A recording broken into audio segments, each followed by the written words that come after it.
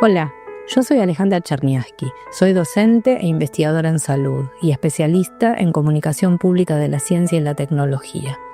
Los invito a escuchar y compartir con nosotros este momento dedicado a la literatura y la medicina. A continuación, el episodio 2 del podcast de la Sociedad Argentina de Medicina Narrativa.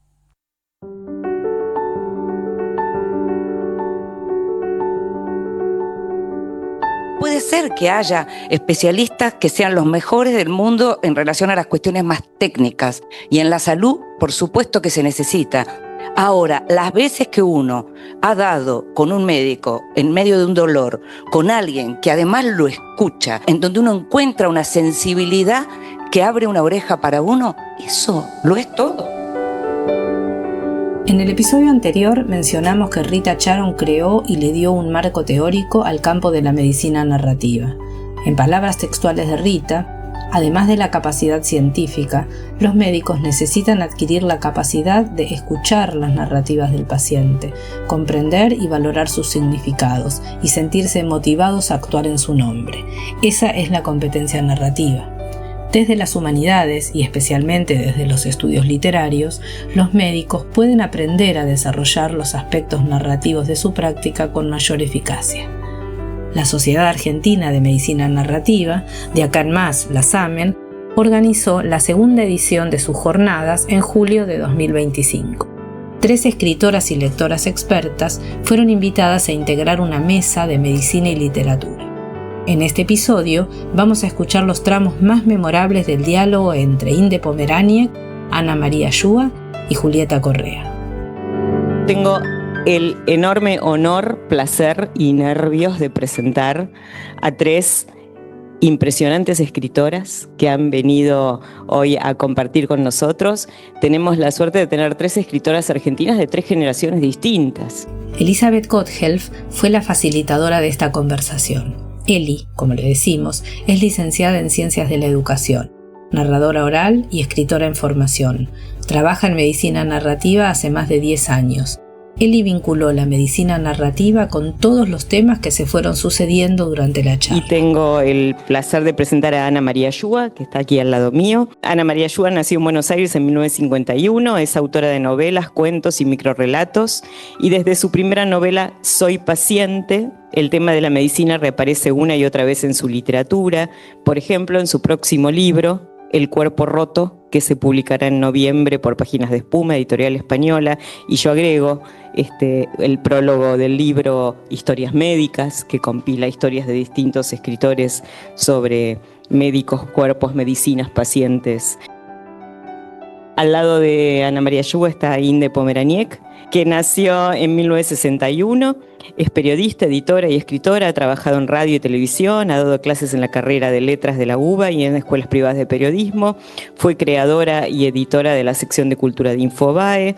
Desde el 2019 estaba conduciendo un programa semanal sobre libros que se llamaba Vidas Prestadas, que devino en podcast. Y Julieta Correa nació en Buenos Aires en enero de 1989, estudió edición en la UBA y gestión de la cultura en UDESA, trabaja como editora en el área de comunicación del Malva, y en el 2024 publicó su primera novela, que se llama ¿Por qué son tan lindos los caballos?, en la editorial Rosa Iceberg. Como también mencionó Eli, armamos la mesa con estas 3 invitadas porque los pacientes, los médicos, los sistemas de salud, los hospitales y las experiencias vinculares alrededor de la salud y la enfermedad aparecen mucho en su obra y en sus reflexiones. Cito aquí un párrafo textual de Ana María. Cuando uno empieza a escribir, piensa que va a escribir de todo, pero a medida que vas produciendo, te das cuenta que hay temas que se imponen. A mí me gustaban muchísimo las novelas de aventuras cuando era chica. Quizás la enfermedad y el amor sean las aventuras que puede tener cualquier persona. No cualquiera puede explorar el Amazonas, pero todos nos enfermamos y todos nos enamoramos alguna vez. Ser hija de médico es toda una identidad. Definitivamente es una identidad. En mi familia ninguno heredó, ni mis hermanos, ni mis hijos. Nadie, no hubo más médicos después de mi papá. ¿Qué frase acabo de decir, ¿eh? No hubo más médicos después de mi papá. Y entonces eso ha sido muy fuerte a lo largo del tiempo, las cosas que fueron llegando en relación a él y a lo que hacen todos ustedes. Es decir, la escucha, el vínculo con el paciente. Inde se apuró así a agregar un motivo más que la convocaba a este espacio. En una nota de Infobae, Inde también expresó haber heredado de su padre la curiosidad y la pasión lectora, y además, literalmente, gran parte de su biblioteca. ¿Qué opinan del título que le pusimos a esta mesa? Que el título de esta mesa es Escribir y leer alrededor de la enfermedad, la porosa frontera entre realidad y ficción. Sobre lo que es la realidad y la ficción, que son dos ideas que se cruzan bastante, que tiene que ver por ahí un poco con lo que decías de la novela. Yo escribí una memoria familiar con lo que podía ir escribiendo a medida que iban pasando cosas que tienen que ver con búsquedas de diagnóstico y desesperación y alegrías esa especie como de ficción que es la lucha contra la enfermedad. Pero bueno, a la vez no existe tampoco una realidad absoluta o objetiva, entonces puede ser también que sea una ficción, que tenga muchos elementos de ficción lo que escribí, y en ese caso me gusta pensarlo como novela al texto. Y además todo el terreno muy fértil que tiene que ver con la ficción asociado a la demencia. La demencia también está muy asociada a la realidad y a la ficción y a los bordes porosos que hay entre ambos términos. A la madre de Julieta le habían diagnosticado una demencia frontotemporal. Según expresa Julieta en su libro, cito textual, la que guarda los recuerdos de esta familia perdió la memoria. En relación a lo del título, en realidad cuando uno escribe, ¿qué es decir que no es ficción? Hay ficción todo el tiempo hay ficción. Es imposible que no la haya. O sea, ¿qué quiere decir? No, esa narradora es la autora. ¿Qué quiere decir eso? Y acá tengo a uno de los autores que traje para hablar justamente de esto, es Eduardo Halfon. Uno dice todo el tiempo es Eduardo Halfon. Bueno, se llama Eduardo Halfon. Es Eduardo Halfon. Todo es verdad y todo es ficción. Este es el verdadero Eduardo Halfon, hablando de su última novela Tarántula en el programa Vidas Prestadas de Inde. Todo es verdad y todo es ficción. La realidad no es la única verdad. Y menos cuando hablamos de literatura. Vamos de la ficción a la realidad y de la realidad a la ficción. Por otra parte, siendo absolutamente cierto que todo es ficción, también desde cierto punto de vista podemos decir que todo es realidad, porque ¿con qué herramientas trabaja un escritor? Bueno, con el lenguaje, en primer lugar, y con su propia experiencia. ¿Qué sabe uno del dolor más que el dolor que experimentó? ¿Qué sabe uno de la alegría, de la tristeza, de la emoción?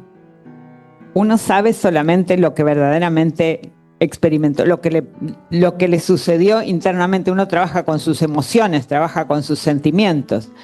Y en ese sentido, sí, todo lo que se escribe también es realidad, aunque nada tenga que ver con la vida personal del autor.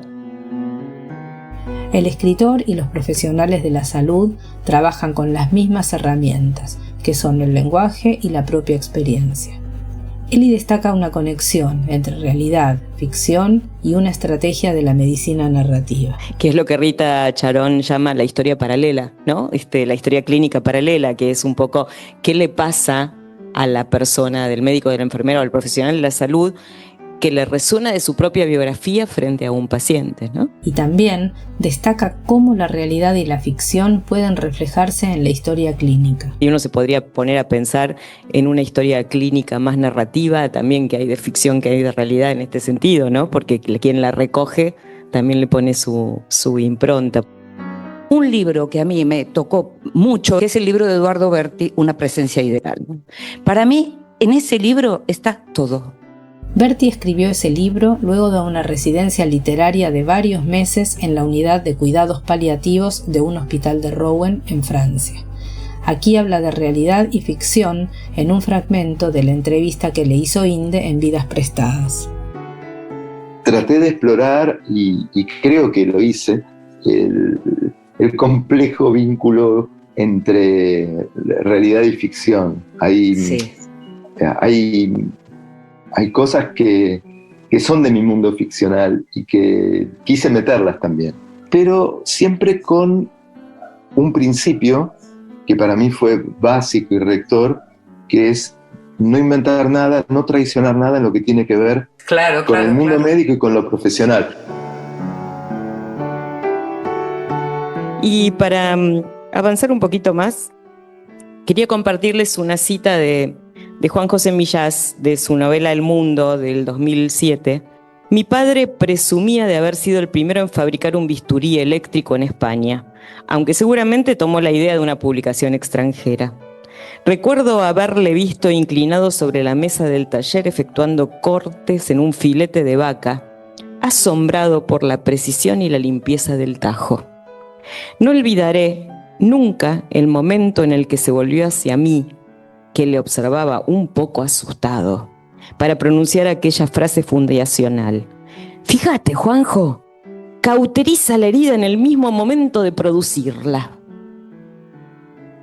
Cuando escribo a mano sobre un cuaderno, como ahora, creo que me parezco un poco a mi padre, en el acto de probar el bisturí eléctrico, pues la escritura abre y cauteriza al mismo tiempo las heridas.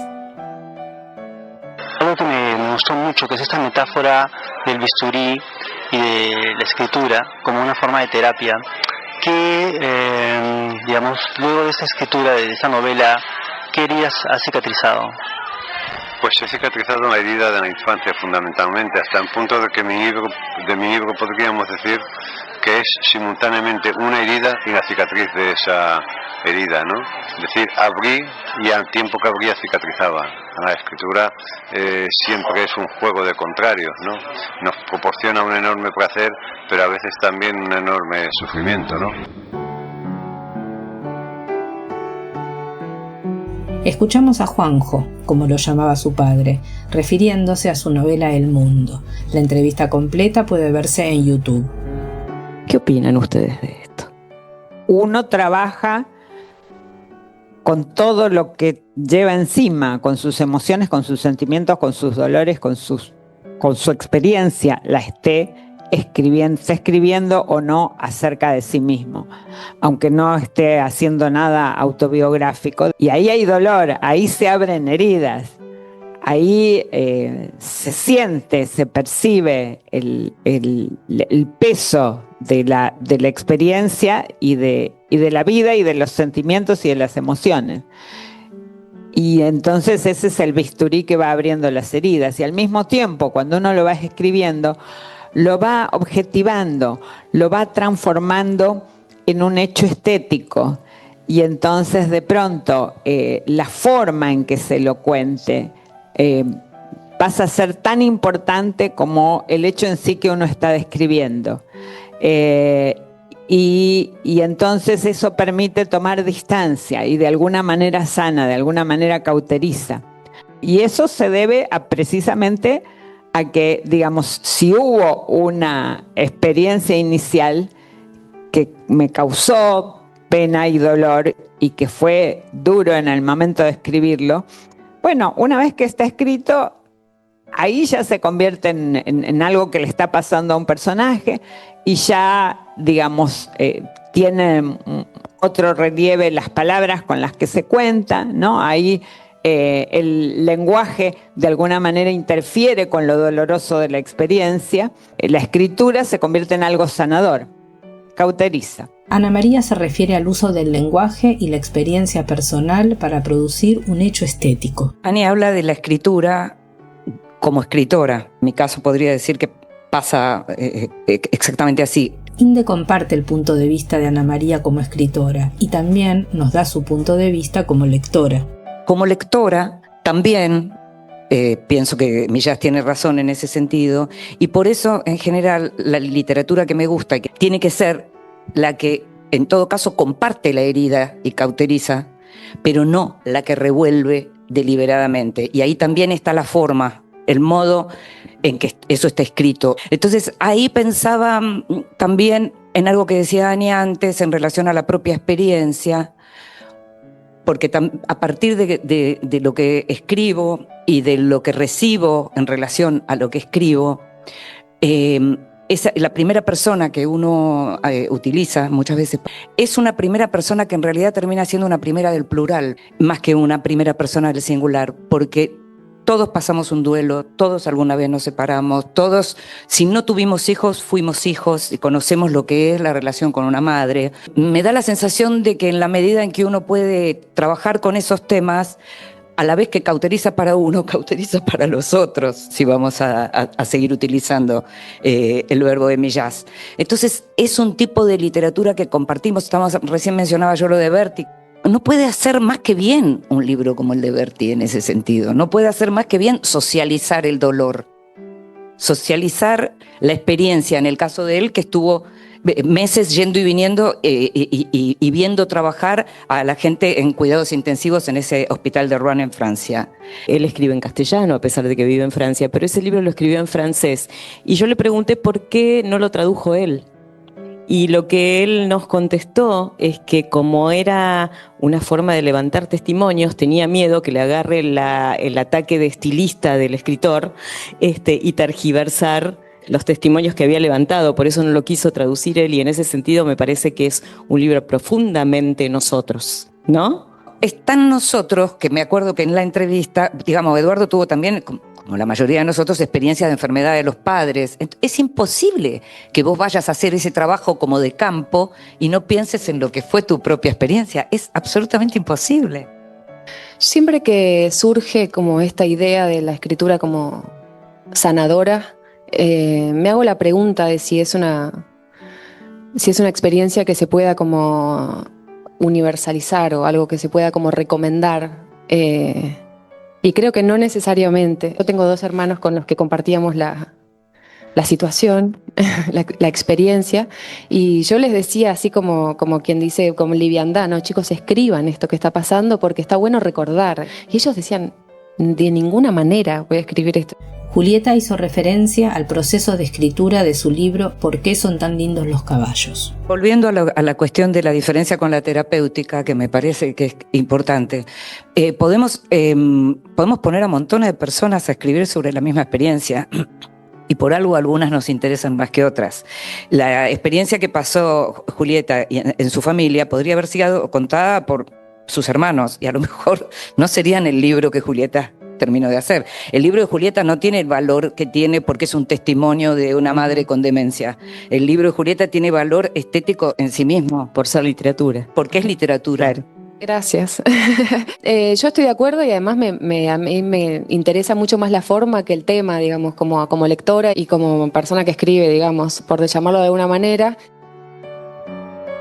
El tema de la escritura y de escribir acerca de un hecho doloroso que uno está pasando en ese momento, se puede comparar con algo que todos conocemos, que es lo que nos pasa con las fotos.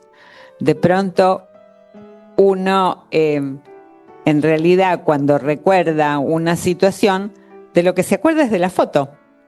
Y el hecho en sí, y lo que pasaba alrededor, y cómo era la situación, de alguna manera ha aparecido, ha quedado resumido en esa foto, y la memoria lo que recuerda es la foto, porque la foto la vio muchas veces. Quizás por esa situación pasó una sola vez.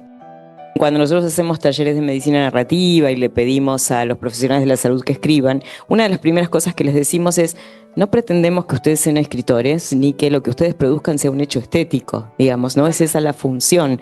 Digamos, por supuesto que algunos descubren que pueden ser escritores a partir de ahí, pero no es ese el objetivo, sino el objetivar una vivencia para poder convertirse en lector de esa vivencia y poder reflexionar sobre ella con cierta distancia. Y por supuesto que no está el trabajo del escritor o de la escritora que se fija sobre la forma, sobre el hecho estético, sobre la composición, ¿no? A mí lo que me parece que en general lo que tiene que ver con la lectura, como lo que tiene que ver con escuchar música, como lo que tiene que ver con contemplar arte, tiene que ver con sensibilidad, y lo que estamos hablando es de sensibilidad. Exactamente. El problema que uno tiene es cuando se encuentra con profesionales de la salud que parecen haber perdido toda sensibilidad. Entonces, lo de escribir, a lo mejor en realidad a lo que ayuda es a leer. Posiblemente no salgan grandes escritores de ahí, pero sí ese ejercicio puede llevar a la lectura, y la lectura sí es importante. Primero porque genera palabras en uno que uno no pensaba que podía tener, que podía utilizar. Ya eso hace que exista una empatía y una sensibilidad y ganas de hablar. Si no tenés palabras, no tenés ganas de hablar. No tenés cómo compartir nada. Entonces puede ser que haya especialistas que sean los mejores del mundo en relación a las cuestiones más técnicas. Y en la salud, por supuesto que se necesita. Ahora, las veces que uno ha dado con un médico en medio de un dolor, con alguien que además lo escucha, que alguien, digamos, en donde uno encuentra una sensibilidad que abre una oreja para uno, eso lo es todo. Inde destaca la lectura como forma de cultivar la sensibilidad y la importancia de la sensibilidad en el acto médico. Les preguntaría a las tres, ¿qué les sugerirían leer a profesionales de la salud? Y yo vuelvo a insistir, profesionales de la salud, porque estamos hablando de médicas, médicos, enfermeras, enfermeros, psicólogos, psicólogas, kinesiólogos, kinesiólogas, fonoaudiólogos. Digamos, tenemos que empezar a pensar en el universo amplio de quienes atienden la salud. Yo les sugeriría leer literatura. No necesariamente temas que tengan que ver con la medicina. Eso es lo que les recomendaría. Leer literatura de ficción.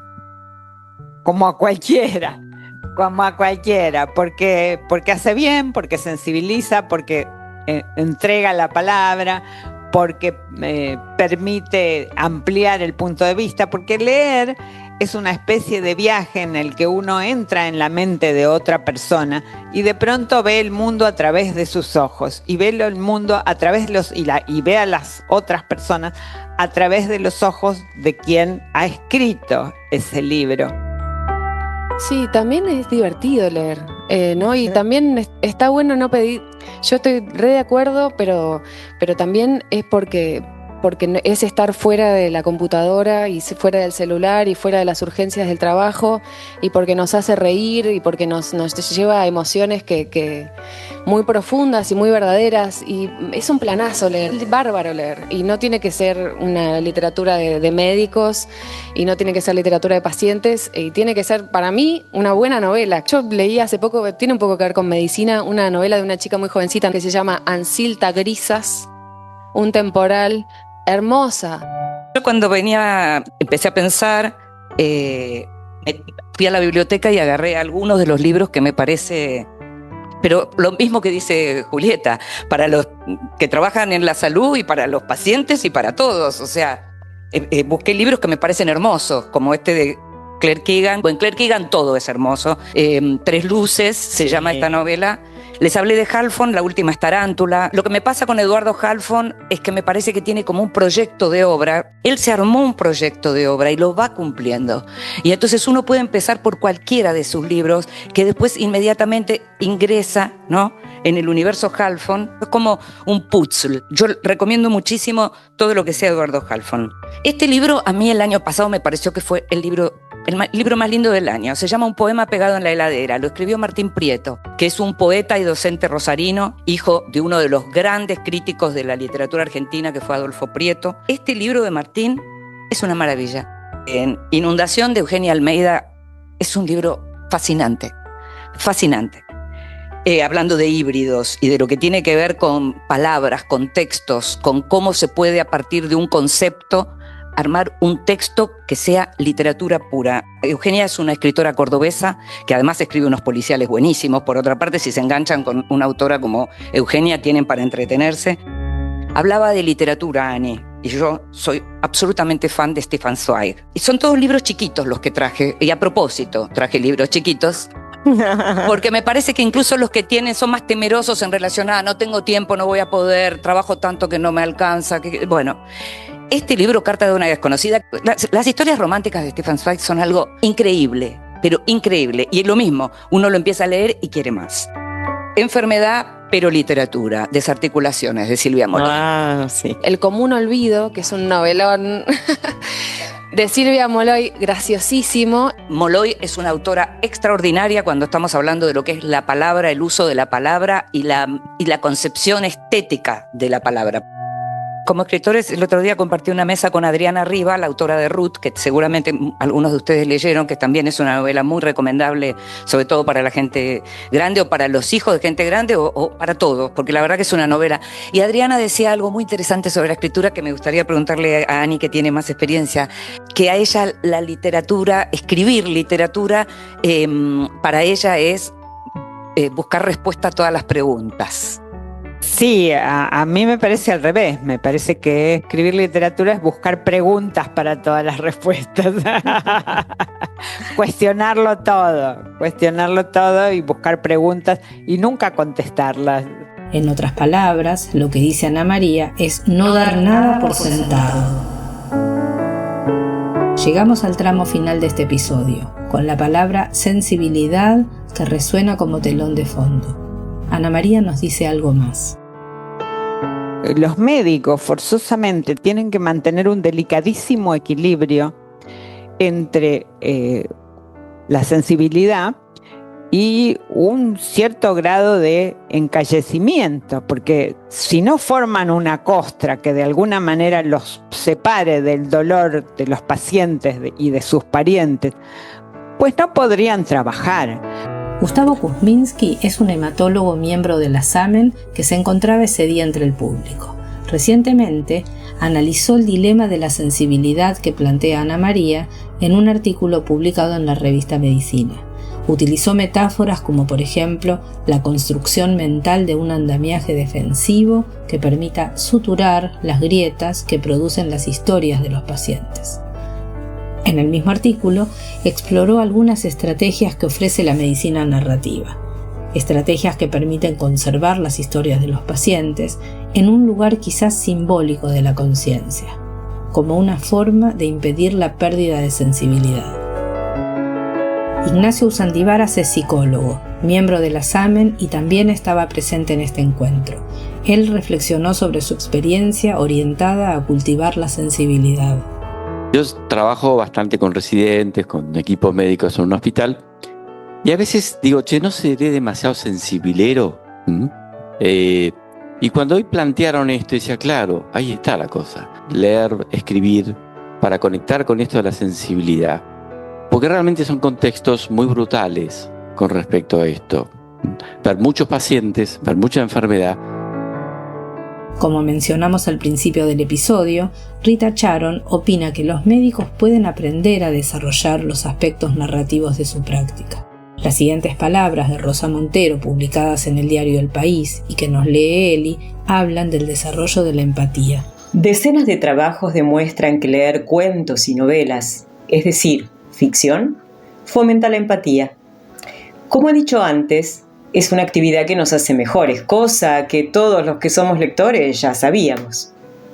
Una novela es un viaje al otro, a los otros, a realidades previamente desconocidas, pero también es el descubrimiento de una nueva complicidad inesperada.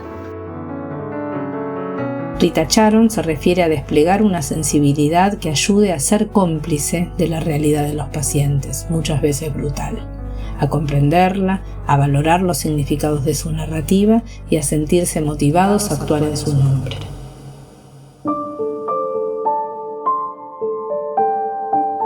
Agradecemos la colaboración del Laboratorio Gador para la producción de este podcast. La idea general, el guión, la producción y la narración son de Alejandra Cherniavsky. El diseño sonoro es de Neuense Oane. El diseño de tapa es de Martina Montes de Oca. Nos reencontramos en el próximo episodio.